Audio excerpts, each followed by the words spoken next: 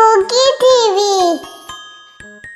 प्यारे दोस्तों, आज की कहानी का नाम है रयान मोर और बेरंग दिन। रयान मोर जंगल का सबसे रंगीन परिंदा था। इसके परों में सब्ज, नीला और सुनहरी रंग चमकते थे। जब भी वो अपनी दुम फैलाता ऐसा लगता कि जैसे जंगल में कोसों खजा आ गई हो। हर सुबह रयान को अपनी खूबसूरत दुम फैलाकर धूप में रक्स करना बहुत पसंद था। लेकिन एक सुबह कुछ अजीब हुआ। जब रयान जागा और इर्द गिर्द देखा तो जंगल के सारे रंग गायब हो चुके थे। दरख्त, फूल, यहाँ तक कि आसमान भी धुंधला और बेरंग हो गया। रयान बहुत हैरान हुआ, रंग कहाँ चले गए। इसने हैरानी से अपनी दुम फैला कर देखा।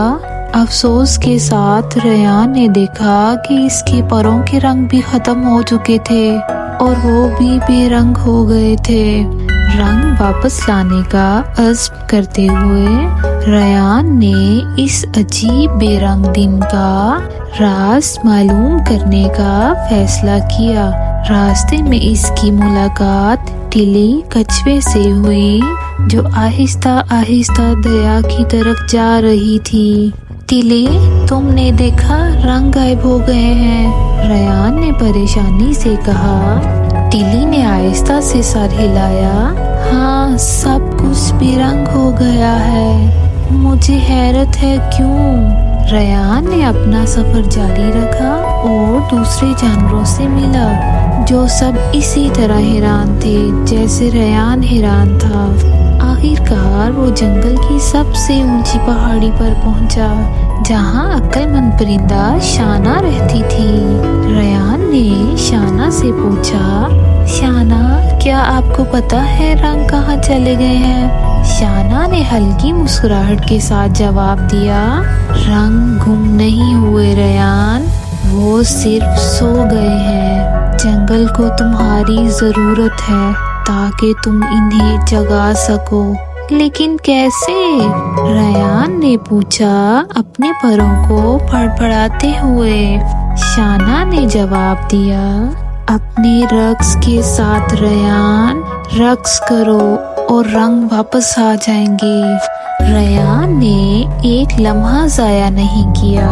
इसने अपनी दुम को चौड़ा फैलाया और रक्स करना शुरू कर दिया।